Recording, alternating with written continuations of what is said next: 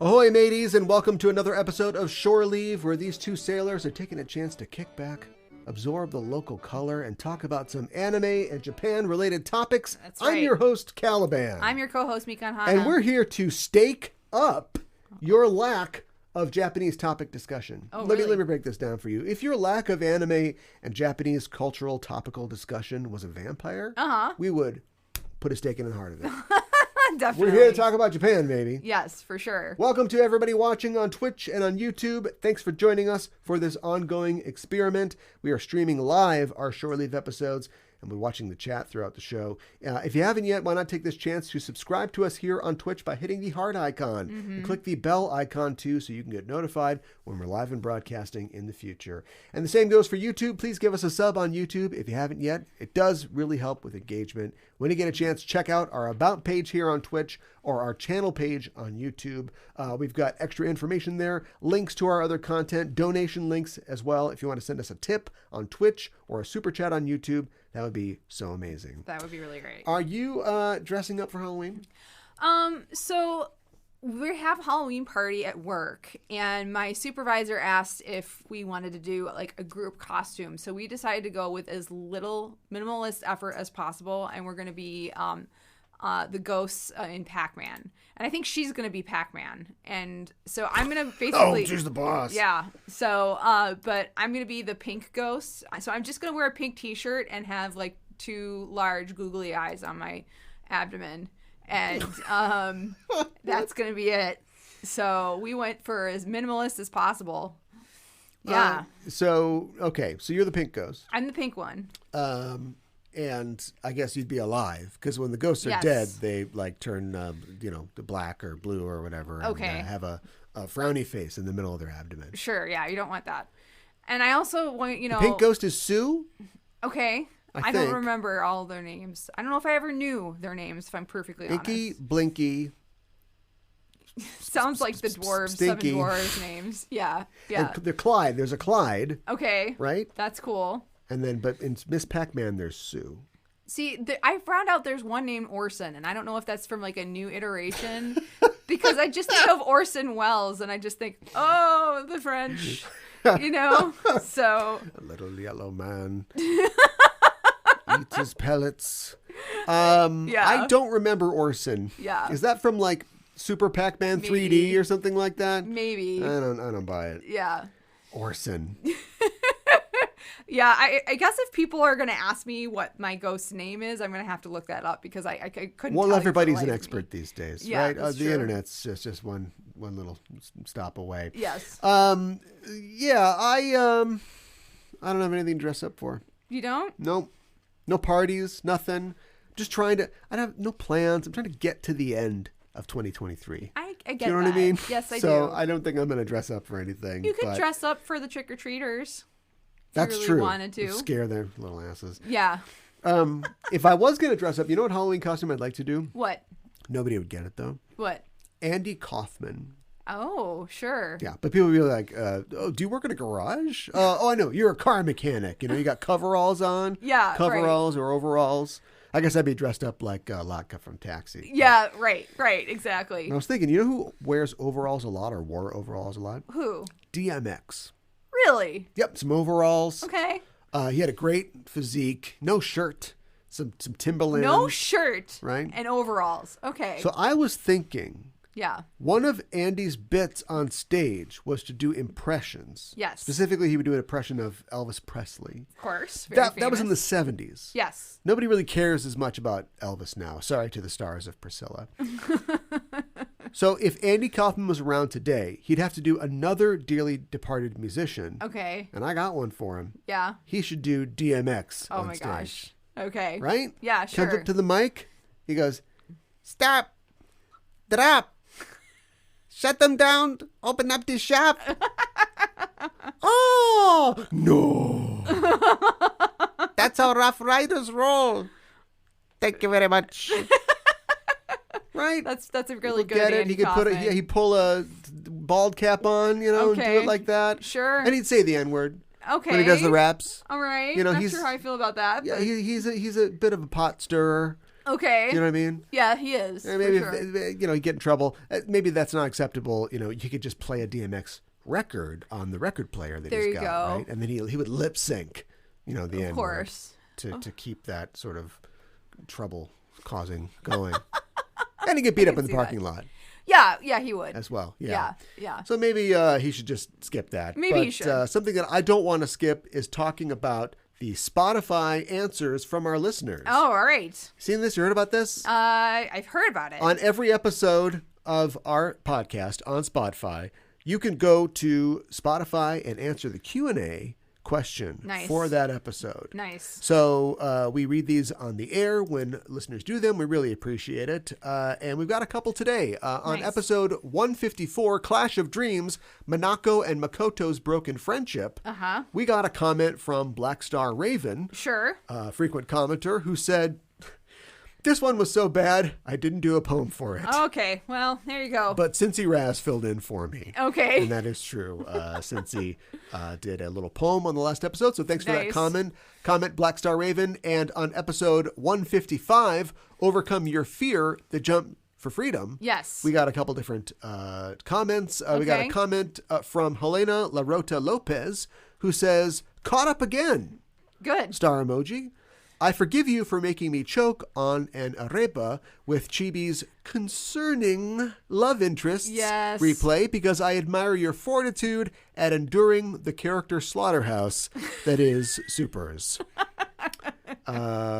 Big eye emoji, star emoji. Yeah. So, yeah, that's a great way to describe it. I think that is really That eloquently is very put. Halloween appropriate. Yes. And the more I think about it, they're falling left and right. Yes. Like teens at a slumber party. Oh my God. So thanks for your comment, Helena. Yes. We also got another comment from Black Star Raven. It goes like this. "Makoto can't pole vault, but she can fill a D cup. Oh, right, she's 14. FBI, open up." Yeah. Right. So, right back to form Yeah. for Black Star Raven. Thanks for that. And we got a comment from Mina's BFFL. Okay. Best friends for For life. life. Oh, there you go. Okay. Yeah, that makes sense. Yeah, all right. Mina says, "So, question. When you finish the show, you'll stop the podcast or do a different Sailor Moon show? Because if you stop, I'll be sad." 3 crying emojis. Oh my gosh, that's a lot of crying emojis. Thanks for your comment, Mina. And Yeah. good question.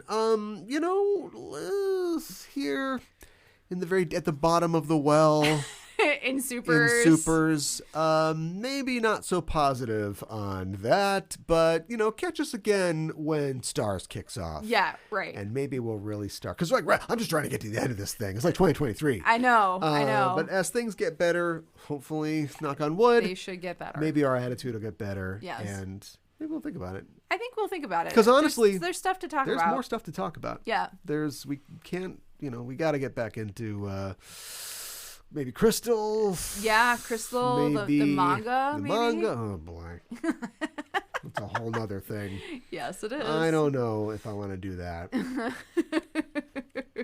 Well, let's get right to it, huh? Yes. Mika and I are going to talk about what's on our mind for this shore leave. Mika, what do you got? Yeah, so I'm going to be talking about AI and scandals in Japan. So last month, Ito-En, a Japanese tea maker, expanded its popular Oi Ocha line with its new Oi Ocha Kachin green tea.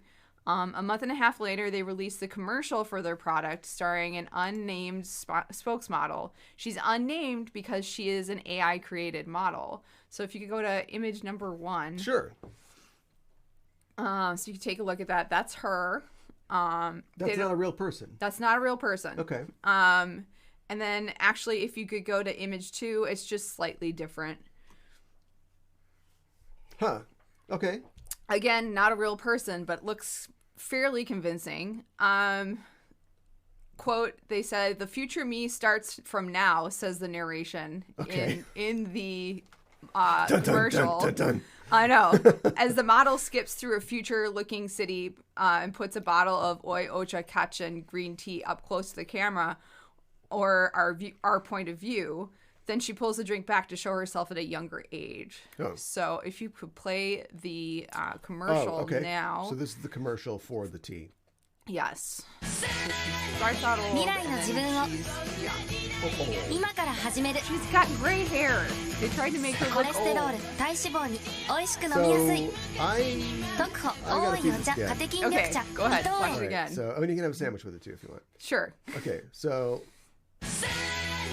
Yeah, okay. Motion is the problem. Yeah, I think motion is the problem. I also think... Pretty convincing. Yes. The moving, not so much. Yes. And I think also like the older version is like a little bit more uncanny valley too, because it's like they tried to age like an actor up, but not even that good, because we didn't want to go Grandma Moses on this. Yes. It's just like, oh, I love a fall day. Yes. And then, exactly. Right, and then suddenly she's she's much younger. Exactly. It's funny because the image is kind of convincing, but I was thinking about the fact that there's not.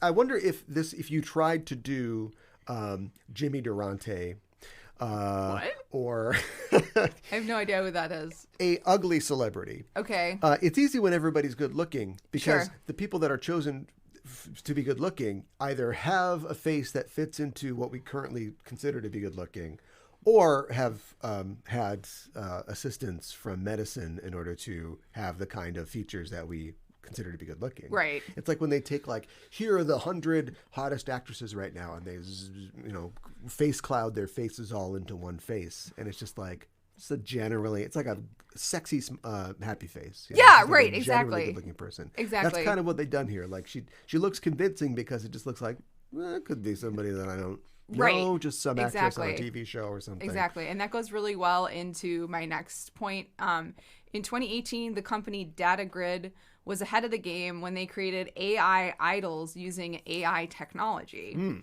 So DataGrid created GAN, GAN, which stands for Generative Adversarial. It's like advertisal, I don't know, network. Okay. Which consists of two neural networks. The first network provided facial images of existing real-world idol singers into the second network, which then surveyed them to noteworthy characters that constitute an idol face, quote unquote. Okay. DataGrid turned neural network into an idol otaku and then made it show the idol likenesses in a morphing video. Okay. So this left some viewers feeling like they had seen the idols before, but they couldn't remember where or when. It's exactly what you're talking about. Yeah, so sorry to steal your thunder. It's okay. But it shows that I'm just an idiot. This is 2018 when it happened. I don't know anything about this, but that's like my dumb idiot thing. So it's good to know that the computer experts and the advertising experts are also dumb idiots that are like, just put all the faces together. Well, and I actually have a second video of this. So if you Okay. want to play that now, we'll see all of the supposed idols. They're all AI created and they're morphing together. And they're all in one band together. Yeah, right. Exactly. There's no sound for this, I don't think. Oh my God. Now, see, it's interesting. There's a lot of variation in those faces. I mean, they don't all look the same. No, they don't. We're going to make them look the same. Yeah, right. Oh, my God.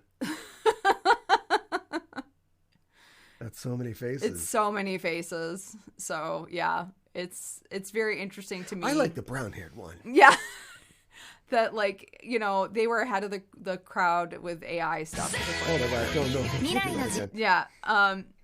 Of course, there are a ton of Vocaloid idols like Hatsune Miku who look like anime characters and do perform live concerts to tons of adoring fans as well. Yeah, Cincy Raz just says in the chat, it's going to go with Hatsune Miku. Yeah, I think Hatsune Miku is fun, and I've watched at least one video of somebody, a Japanese YouTuber, who went to a Hatsune Miku concert in Japan and really enjoyed it. Okay.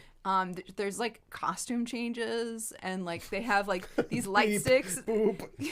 Well, she leaves the stage, What? Yeah, and there's just a ton of different music, and like they have like these colored. You get like this stick that like you can dance around to with in the crowd, and like depending on like the different song, it'll be like a different color. You can change the color and stuff like that. Okay. And you kind of follow what the crowd is doing and that sort of thing. Yeah. So people have fun with it though. While some may feel like the future of AI is scary or could put models, actors, idols out of work, there is still others still are finding a silver lining. If the person selling your product is an AI, then there won't be any scandals. So the Japanese I'm going to talk about a couple of scandals that like could have been avoided if it was like an AI person instead of a real person. It'd be a real scandal if there's a skull underneath and they take over the earth. Yes. Japanese TV personality Becky debuted as a regular on the popular children's show Oha Suta in 1999, reading out the English names of various Pokemon characters in a section of the show called Pokemon The World. She was a little kid at that time. She became a popular mascot on the show and eventually started landing spots on various Japanese variety shows. Wait, is Becky real? Becky is real. Okay. This is a real person. Okay. Yes. Sorry, I was like, whoa. I'm confused. 1999. Yeah. On television, she has also appeared in numerous commercials and has lent her voice to the characters of many anime shorts and movies. So if you go to image 3, that's an image of Becky. Okay. Becky. Okay. So in January 2016, Becky's reputation as just Japan's most popular female personality took a hit after Japanese tabloid Shukan Bunshun revealed that she had an affair with a musician Enon Kawatani, who was at the time married. Following the scandal, Kawatani announced that he officially divorced his wife in order to appease the public backlash, and as a condition for her comeback to show business in Japan, Becky tried to officially apologize to Kawatani's wife. However, having no direct channel to her, Becky contacted Shunkan Bunshun's editorial department instead. No Twitter. No Twitter, yeah. Sorry, dog. Yeah, and Shunkan Bunshun published or maybe there was Twitter, published the full contents of Becky's letter at the end of April 2016. The letter acknowledged her affair, yet also implied that she had not seen Kawatani since the scandal broke and that she no longer had feelings for him. As a result of her apologies, Becky was to make her comeback with an appearance on TBS. In her first appearance back on TV, she appeared on Full Chorus, Music is Full Chorus, on the cable channel BS Sky Perfect TV. Okay. So she did make a comeback after that, but, scandal nonetheless. In December 1986, Beat Takeshi, image number 4 here. Okay. If folks aren't familiar with Beat Takeshi, he's a pretty dang famous Japanese Now, see, actor. that's what I'm talking about. That's a face. That is a face. Right? Yes. AI that. Yeah, right. Exactly. He felt that media scrutiny had gone too far. The gossip magazine Friday published a story about an alleged affair that the then 39-year-old comedian was having with a college student. This is a recent picture, right? That's a more recent picture. Okay. Yeah. I did not go back into 1986. He got his name because somebody beat him in the face over and over. The journalist allegedly physically injured the woman while trying to get the story out of her. So they were violent with her to some degree. So the scandal's not about him. It sort of surrounds. It is and it isn't, because it's what he does next. Takeshi, along with 11 members of his army of comedians, known as Gunden, caused chaos at the Friday offices. They attacked reporters, broke up and vandalized several items, and sprayed extinguishers willy-nilly all over the place before getting arrested. Takeshi actually was sentenced to 6 months in jail because of this. Did he serve? I think he did, yes. They got their cream pies and their seltzer bottles, and exactly. They were ready to take it to him. Friday made a statement that the assault was in violation of freedom of the press, but the publication didn't receive much sympathy. They were heavily criticized for how they handled the story, and the popularity of the magazine went into decline. Okay. So it is kind of like more of a... It's a scandal on Friday's part, too, because of how they handled it. Yeah. You know? Well, yeah, and they turned out, the worst for them, right? Yeah. I mean, they basically folded, so. Yes, exactly. And then beat Takeshi, that was the easiest 6 months he ever did. Probably. Right? Beat Takeshi gets in there. Beat one Everybody guy up knows the first who day. he is. No, he doesn't beat it. He makes somebody laugh the first day. There and you they're go. Like, this is the guy. He's got a castle. I love this guy. Hey, Castle. Yeah, right. Exactly. Right. Yeah. And then I have one more scandal for you. Noriko Sakai, known popularity as Nori P, was very popular idol in the 1980s. If you go to image 5, this is her in the 80s, Okay. maybe early 90s. Okay. And she was known for being kawaii, and her best-selling single was Aoi Usagi, or Blue Rabbit. So I just thought I'd mention that. Okay. In the summer of 2009, however, Sakai's husband was arrested for possession of stimulant drugs. Most likely methamphetamine. And her husband told the police that Sakai was also involved with drugs. Sakai was summoned to the scene of the arrest. She was asked to go to the police station for further questions and to submit to a urine test. Instead, she told the police that she had to pick up her 10-year-old son and that she would go to the police station later that day. Sakai later disappeared with her son.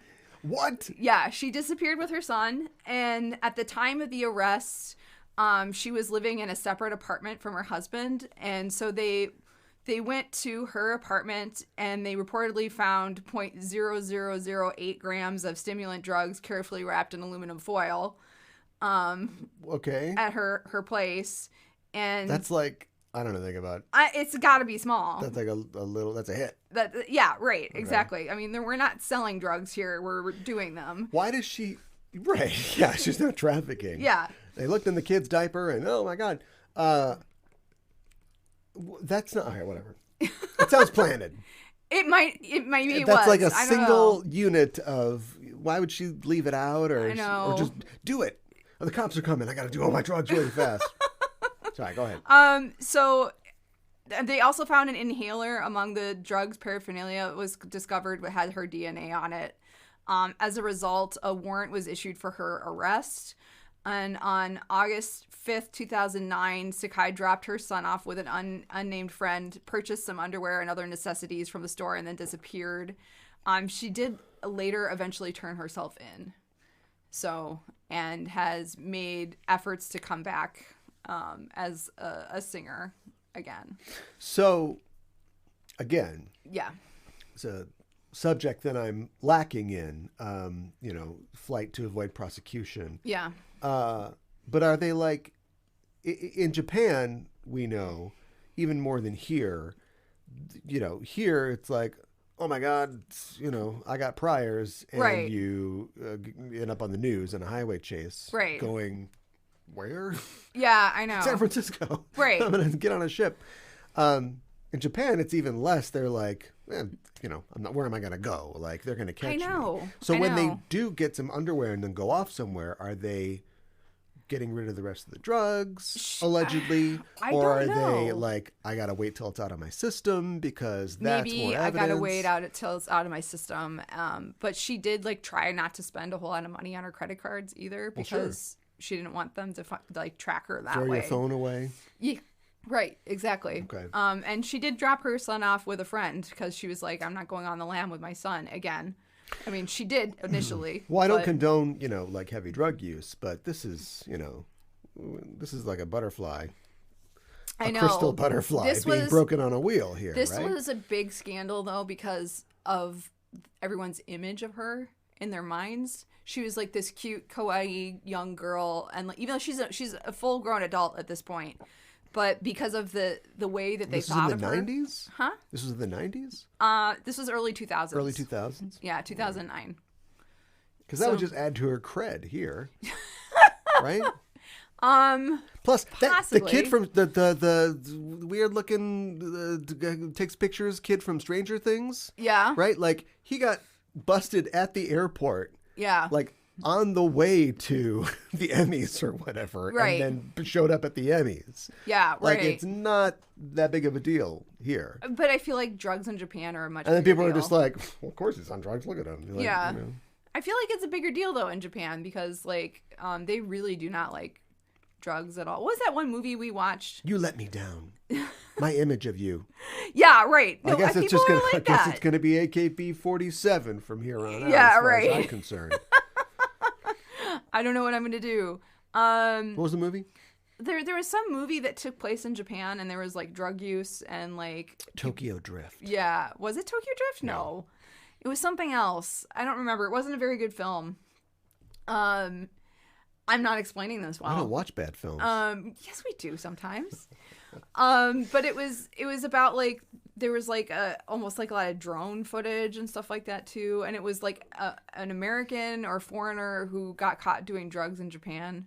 I forgot all about this. And then there's something weird with their sister or something like that too. Name one person that's in it. I don't know. Oh They are not famous. The only. So is it like? Wait, it's not a major studio film? I don't think so.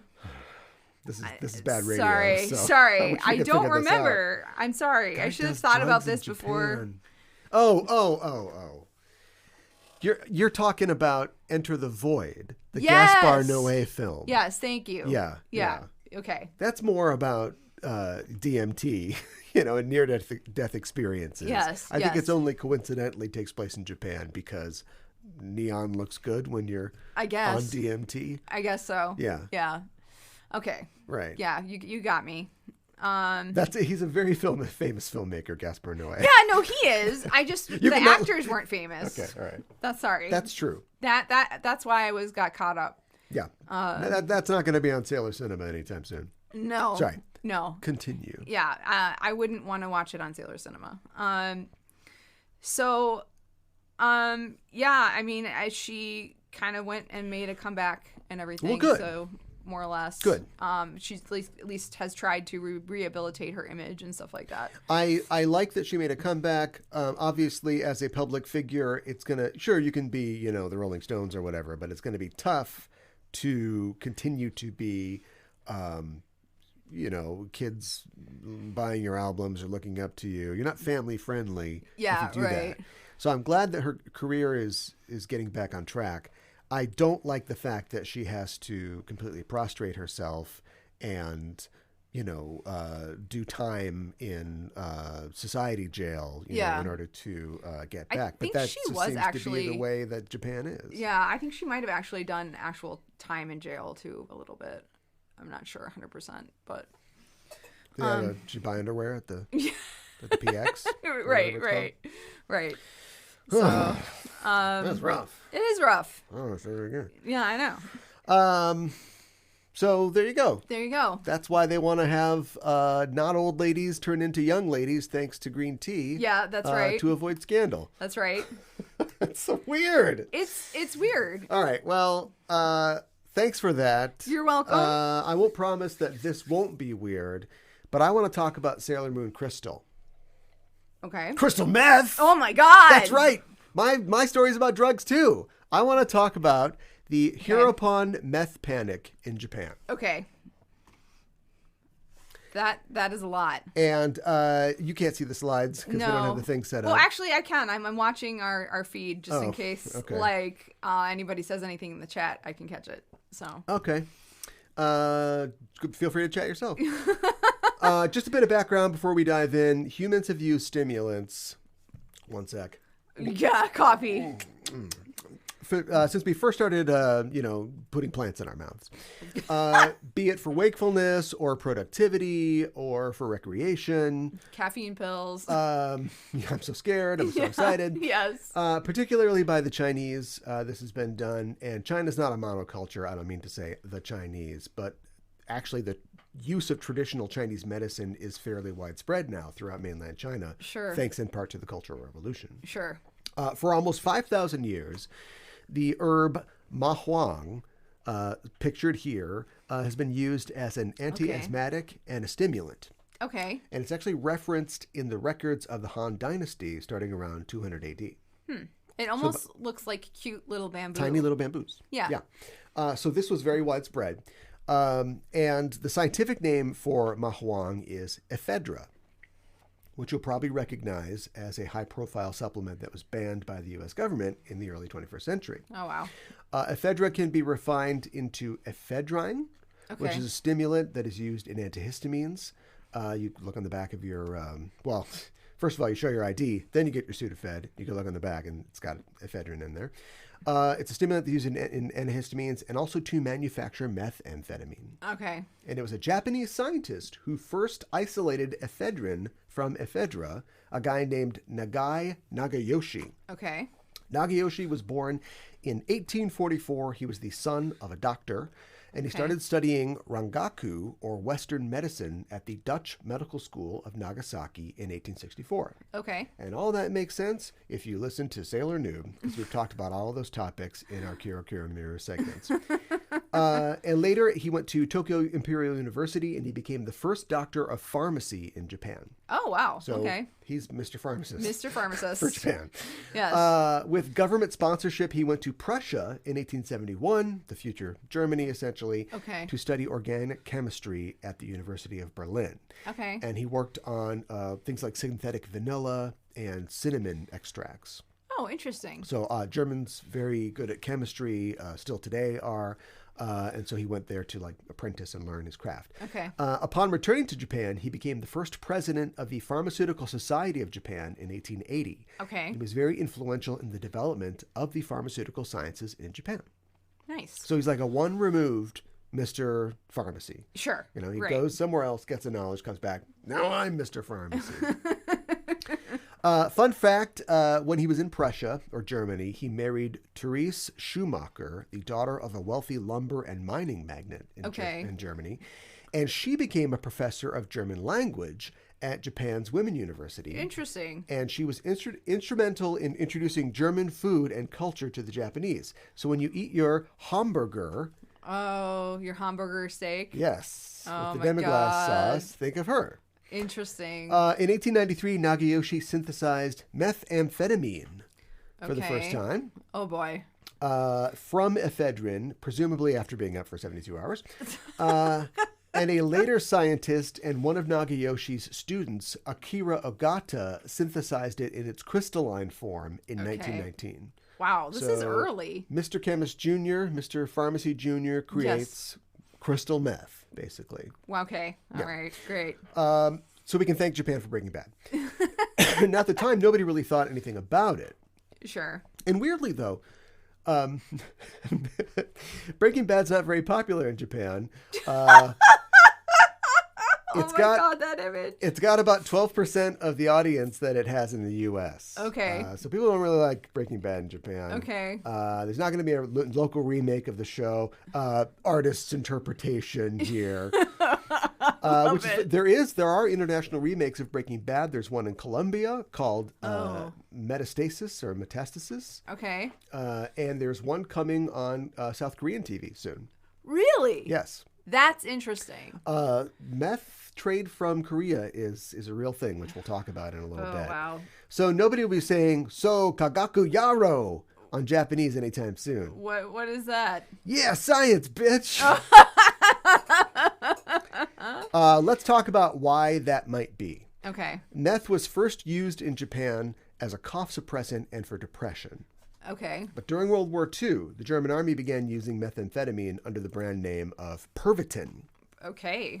Is a stimulant for soldiers, particularly pilots, who called it the Hermann Göring pill. What is that? Hermann Göring, in charge of the Luftwaffe, the German Air Force, and he took everything. He never saw anything that he didn't put in his mouth. Can I just say Pervitin just sounds like something like a pervert makes? Let me have some of that. Yeah. Yeah. And the U.S. and the U.K. soon followed suit. So it's not like the Germans are, they're using drugs. Everybody used drugs during the war. Yeah. Yeah. The Dai Nippon Pharmaceutical Company of Japan manufactured their own brand of methamphetamine in 1941 and called it Hiropon. Okay. Now, the name Hiropon means loving labor, and it was approved for commercial sale as a wake-amine, right, for nighttime work and for alertness. Oh, great. It was issued to the Japanese military, particularly to sentries who have to stay up, late at night. Yeah. It was administered to munitions factory workers. They got to meet those quotas. And as a special tablet of Philopon mixed with green tea powder was issued to kamikaze pilots. Oh, and it was called the Storming Tablet. Great. for obvious reasons. Yes. Huge quantities of the drug were stockpiled during the war as a critical war resource. Okay. But with the end of the war, lots of leftover Hiropon remained. Sure. And as you know, life in Japan post-World War II was not great. No, it was not great. There were no jobs. Yeah. Everything was bombed out, and there was a huge rebuilding effort. And many Japanese citizens turned to drugs and alcohol to cope with the hard conditions of the era. That makes sense. So, Honestly. what might help with post-war depression and a need for lots of hard work? Meth! Yay! Yeah, there you go. Meth got to the post-war population in a number of ways. Just over-the-counter, pharmaceutical companies had large surpluses of meth drugs that were meant to be used for the war effort, and they rebranded them as Hiropon. Hiropon, okay, and that makes sold sense. them to the public both in tablet form and in liquid injectable form. Oh my God. Also, the military stockpiles of Hiropon were leaked out to smugglers. Okay. And then made their way into the national supply. Okay. The U.S. military actually tried to stop this from happening. They weren't successful. And they actually recruited around 200 American-born Japanese Nisei agents to try to track down the lost drugs. Really? There's your movie right there. That's interesting. American-born, post-World War II Japanese meth cop. Right? That's the movie. Yes. So somebody make that. Somebody make that, please. They were fighting an uphill battle, though, because many Japanese and American military personnel were part of the black market of selling surplus meth drugs to the gangs and to the public. There were like home cook operations making shabu or speed, which is like powdered methamphetamine. And they used leftover drugs and supplies from the war effort. And there were just plain garden variety Japanese soldiers who brought their army issued drugs home with them from the war. Sure. They use them all up and they go looking to buy more drugs when their stashes run out. Sure. And finally, the existence of large new U.S. military bases on the island were also a driver of the problem. Yeah. National newspaper Asahi Shimbun wrote that U.S. servicemen were responsible for spreading amphetamine usage from large cities to small towns. The Japanese government's narcotics section arrested 623 American soldiers for drug trafficking in 1953. Oh, wow. However, most drug scandals involving U.S. soldiers garnered little media coverage by the major papers out of deference to the American-Japanese friendship. Okay. We didn't hear about that. Yeah. So what's the effect of this? Well, there were meth-crazed assaults and delusional attacks by meth abusers that happened during the war. During the war, they'd been chalked up to the cost of doing business. Sure. We have to use these drugs. As the war ends in the late 40s and 50s, the trend continues of these attacks, and meth use becomes epidemic. It's so weird to think that meth was such a huge thing going on in Japan at that time. We'll talk about it. Yeah. A study that I saw said that as of 1948, 5% of 16 to 25-year-old individuals in Japan were addicted to meth. Wow. And that 30% of the population had tried meth or used meth. That's a lot. And by 1954, it was estimated that there are about 550,000 chronic users of meth and 2 million former users, which was about 4% of the population at that time. Oh my gosh. And methamphetamine use was also widespread in the entertainment industry, and 2 high-profile deaths associated with meth from the industry began to change public attitudes towards methamphetamine use. Okay. You're doing it yourself. Yeah, right. Little crack pipe to get going in the morning. Right. You don't think anything about it, but like when, oh no, my favorite star died. Suddenly it's a big deal, right? Yeah. In 1946, a film star named Miss Wakana died of a heart attack. And in 1947, the famous novelist Sakunosuke Oda died of a lung hemorrhage. Oh, wow. Now, they actually probably didn't die because of meth directly. I think Wakana had been a user but had like kicked it, had been clean for a few years before her death. And Oda had a lot of stuff. He probably died of tuberculosis. Okay. But the media focused on the narrative of their drug use as contributing to their deaths. To kind of scare people, probably. Yeah, also it's sensational. Yeah, right. Somebody gets TB. Everybody's dying of TB. It's post-World War II. Yeah, right. But this guy died of meth. Yes. He was also, as an author, he was he wrote about like the bad conditions, and he was writing about things that were happening right then, not like heroic characters, characters who were criminals or characters who were down on their luck or drug users. And right. so it was like, oh, wow, high on his own supply, that sort of thing. Great. In 1949, the Japanese Diet, their governing body, began debating the issue of meth use in Japan and the issue of orphan children becoming addicted to meth and doing crimes to feed their habits. Oh my God. That was a big focus of the narrative. But the public and many doctors were still bullish on the positive effects of meth, and the negative societal effects of the drug were laid at the feet of social undesirables, like the poor, the homeless, and actors. Oh, okay. The poor, the homeless, and actors. The idea that, Sure. they can't handle their high. Office workers can handle it. We need it. You got to get up in the morning, do all that office work, and come back. Yeah. Right? Actors, they're dying because of meth. Oh, yeah. They're abusing it. Yeah. But in October of 1950, 100 young people in a village near Urawa City were arrested in connection with a mass sexual assault incident. What? They were all high and hallucinating on a brand of meth called neo-agotine, which was produced by a company that had been making 10 million vials of meth a month. Oh my God. When their production quota was 51,000. Oh my God. That quota was more of a bureaucratic suggestion than a law. Yeah. And the company was fined $14 for their connection to the incident. $14? That's it? I don't know how many yen that was. That's not a lot. So all of this led to the 1951 Stimulant Control Law, which banned the use and production of meth, as well as the import and trafficking of it. Yeah. And over 17,000 people were arrested for drug-related offenses. Okay. And that was the end of the problem. Right. No, it wasn't.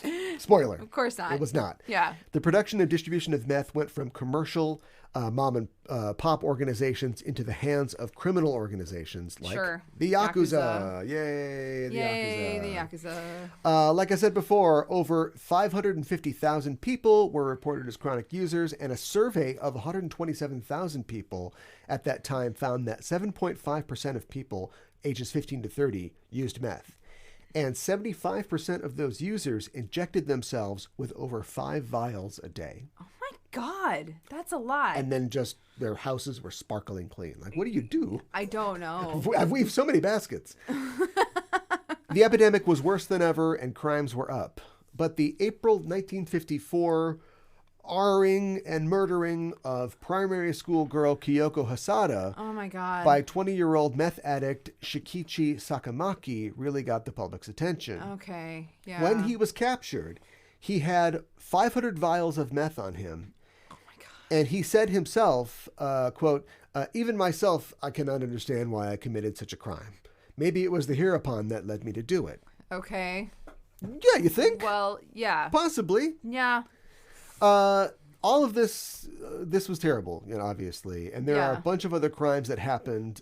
Half of the 60 reported murders in May of 1954 were meth-related. Oh my gosh. And the media, reported daily on the Hiropon Meth Panic. Okay. The authorities amended the stimulant control law to crack down even harder on the drug trade. One raid late in Osaka in late 1954 had 2,000 officers searching 800 buildings, netting drug seizures and arrests. And between 1951 and 1956, over 9,000 offenders went to jail for meth-related offenses. Wow. So they're like, we're not playing around. We're just going to start cracking heads. Yeah. Okay. Lots of money, 24 million yen, was spent on an anti-drug education campaign. Okay. That showed the dangers of meth use and how its positive effects can soon give way to addiction, dependence, and violent behavior. Can I share something? Yeah. Like, when I was growing up in high school, they did this as a scare tactic in, like, the front lobby of our school. They showed before and after pictures of people who were on meth. Yeah. And they were, like, supposedly, like, real, they were real people. And, like, they showed their, like, mug shots or whatever. And, like, and it was, like, really scary to see, like, how much, like, somebody's appearance changes. And in Japan, the orthodontistry is, different. So yeah. You don't want your yaiba teeth to be all methed out. No, you don't. Yeah. On the screen, I've got a page from a pamphlet, basically. Sure. That's sort of like following through, like, oh, it seems fun. Oh, want to try this meth? Oh, we're all cracked out. Oh No. my God, no. Yeah. So stuff like that. This actually kind of worked. It led to a drop in meth usage, but much of the blame for the epidemic, both from the public and from the authorities, was focused on the foreign population of Korean and Taiwanese immigrants who were called at that time third country residents. Communists also got some of the blame in this narrative, and meth was framed as bad for the national future. Okay. And predictably, the police used this as a way to crack down on and brutalize immigrant populations. And they just really, busted a bunch of innocent heads. By 1957, arrests and offenses had begun to decline. And by 1962, the panic was considered to be over. Okay. Or was it? Yeah. Come on now. Around 1970, a new wave of abuse. Oh, great. The second epidemic began, and it peaked around 1985, after which abuse tapered off, albeit slowly. Yeah. There was a temporary increase in the mid-1990s, which made Japanese authorities declare the third epidemic had emerged. Okay. And we have not left that epidemic. Okay. It is still ongoing. It's still ongoing. If you look at my blurry graph here, you can Yes. see the curve for stimulants, which peaks in the mid-50s, very, Yes. very high, goes down, bounces back up in the 70s Yep. to a higher level, and then just sort of like Continues climbs climbing. slowly. Yeah. So that is where we're going to leave it here, because I only really want to talk about the 50s Hiropon Meth Panic. Sure. Maybe we can talk in the future about the ongoing problem. Maybe we can talk about the shift in the 70s to solvents like glue sniffing and paint thinner, Oh my God, are you serious? which were huge. Look on the graph here. High above everything else, floating Is in the glue sky, sniffing. is glue sniffing. It eclipses meth in usage. Is this just like do all school kids just start glue sniffing? Yeah, Is I that got a like- nose. Something's going in this nose. Yeah, okay? yeah, great. I got 2 empty holes for a reason. Yeah, We're packing them up with This something. rubber cement is coming. Yeah, give me that Elmer's. Yeah, Give me right. that good stuff. Yeah. Drug use in Japan is very taboo, as you've pointed out Yeah. before. And at least as far as people are willing to admit that they use drugs, or the government is willing to publish statistics about drug use, Yeah. the numbers are still very low in comparison with other countries, Sure. developed countries. For instance, cannabis use in Japan is 1.2%, That's pretty dang while low. in the U.S. it is 30.2%. Okay. Blaze Yeah. at 420. Sure. As for the current reported statistics of meth use in Japan, meth use is at 0.4%, Okay. while in the U.S. and U.K. it's at 11.9. Oh my gosh. USA, Great. and 3.7 respectively. Okay. Japan is unique in the world of drugs because it's the only country where methamphetamine is more popular than cannabis. That's actually really fascinating And stimulants, and awful at the same time. especially methamphetamine, make up approximately 80% of all drug use within the country. Okay. if somebody's it's using mostly drugs, meth. they're using meth Yeah. or maybe cocaine, a stimulant. Yeah. But some drugs are currently on the rise in Japan, Okay. specifically the use of cannabis and MDMA or ecstasy. Okay. So that is becoming more popular. I saw a story, this is from a while back, but Okay. Japan finally in 2015 lifted a ban on dancing after midnight. It sounds like a blues rock, a folk rock song, but you couldn't dance after midnight. So clubs, whatever it was, had to Yeah. close. Had to close. They finally pulled that. Don't have to go home, but you can't stay here. And it, along with, the internet affects everything, but like cell phones, I've heard, have all contributed to more recreational party drug use in Okay. Japan. That makes sense. And of course, we have to talk about it. Alcohol use and alcoholism has remained prevalent in Japan. Yeah. 67% of the 126 million population drink. Almost Yes. 2.5 million, or about 2%, are alcoholics or heavy drinkers. Yeah. Compared to the United States, where alcoholism affects 12 million men, 4 million women, so 16 million total. Yeah. The Japanese number comes only from patient surveys. Okay. So these are people who have volunteered this information. Okay. Interesting. There is no other source for numbering people who are alcoholics or heavy drinkers. Well, not everybody is gonna say I'm an alcoholic. Yeah, I feel like You know what I and it's mean? good, but I feel like we have so many organizations who are studying this in America, who are getting the data from a lot of different places. Yeah. Self-reporting is the only numbers that we have. Wow. And interestingly enough, 15% of hospital admissions to emergency rooms, general hospitals, were from exacerbation of symptoms due to heavy drinking. So this is a person who's like, comes in, you heavy drinker? No. You have cirrhosis. Your liver is in the wheelchair beside you. Yeah. Right. So, it is what it is. Well, I think, it's such a big part of their culture, too, to, go out drinking with the boss and everything. Yes. And so I think that, and, to keep up with your peers. Yeah. So I can see that being, a really, really big problem. Yeah. We've talked on the show before about the culture of alcohol or the drinking culture in Japan. Yeah. The vending machines with booze in them everywhere certainly aren't helping anything. Yeah. I don't know. On my picture here, it says, "I'm a beer machine." And you? I like it. I'm drunk. You can also, go to a conveni and buy some alcohol and just drink it on the street. Thanks. So you work here long? Or it's like, this isn't a bar, it's a counter. Yeah, exactly. Drinking's on the rise in Japan among women and teens as well. And alcohol is not really considered to be a drug in Japan, which is weird. A contributor to its use. Like you just mentioned, the casualness. Yes. I mean, look, I'm not saying the way that we consume, like in America, it doesn't have to be that same way, but they just don't think of it as it can only be in certain places. It can be everywhere. Yeah. Open container, fine. Yes, exactly.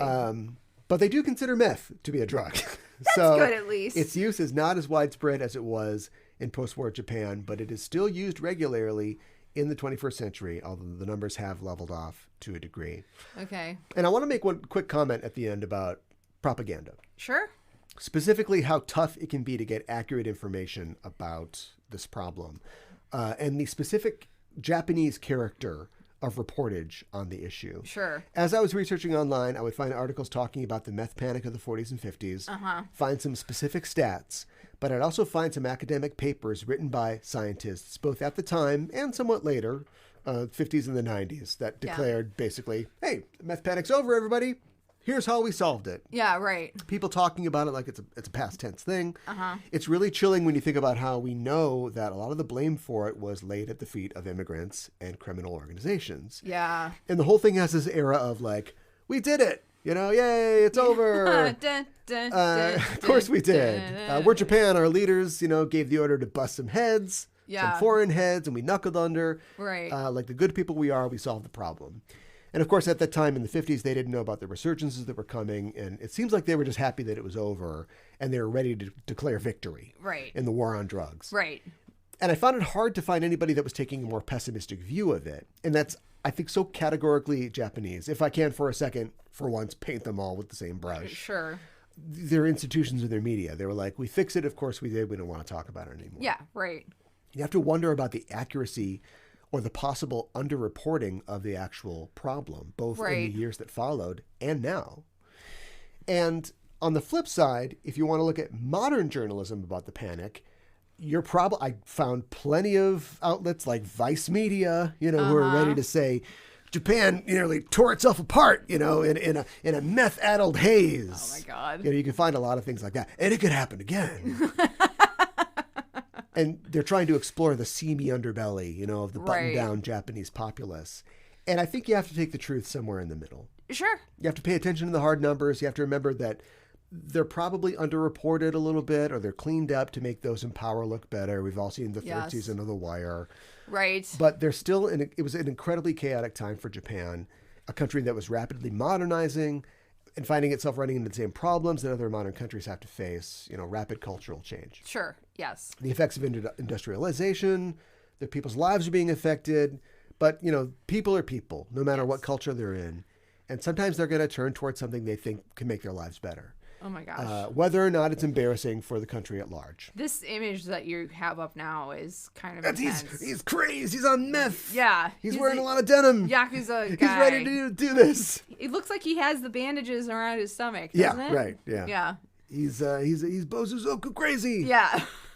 So, Japan created meth, did a lot of meth, still struggling with meth, Yeah. and still trying to define itself in these changing times. So But I have a question. I would not hold my breath Yeah. for a Wataru Waito to show up on your screens anytime soon. Okay. Did they single-handedly create... That's great. So is there a manga? Like, what is happening? No, it's just a artist rendition. Artist rendition. Okay.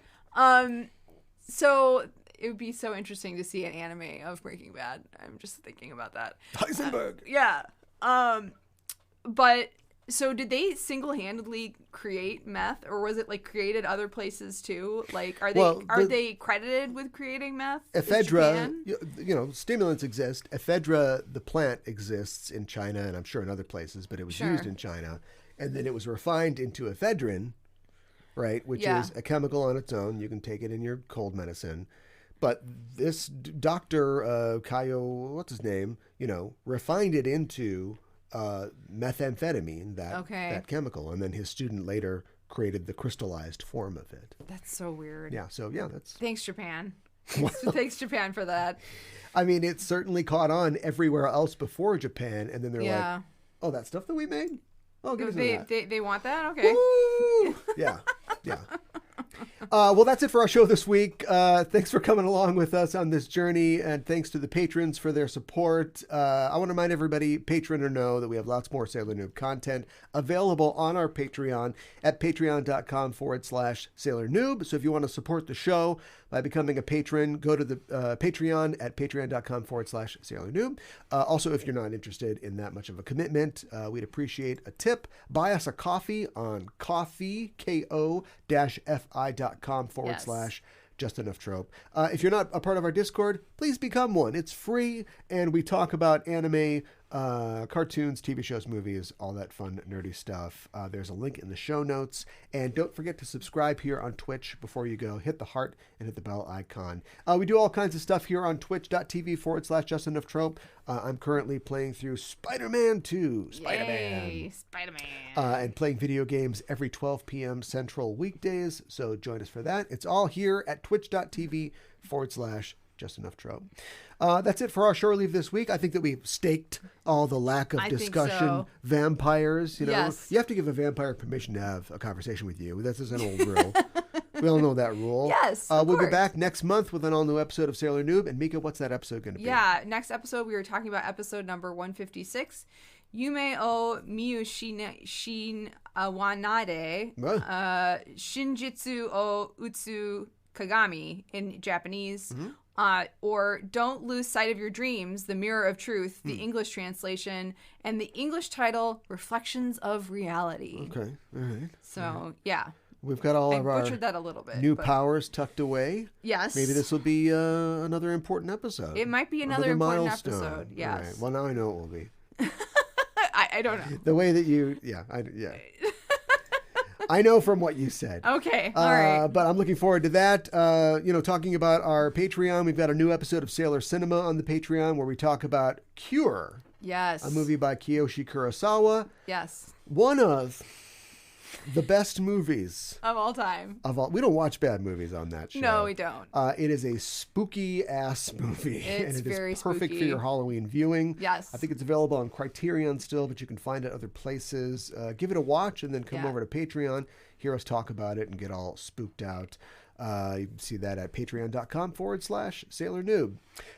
That's it for us for this episode of Shore Leave. We will see you next week when we make up for another episode of Sailor Noob. Bye, everybody.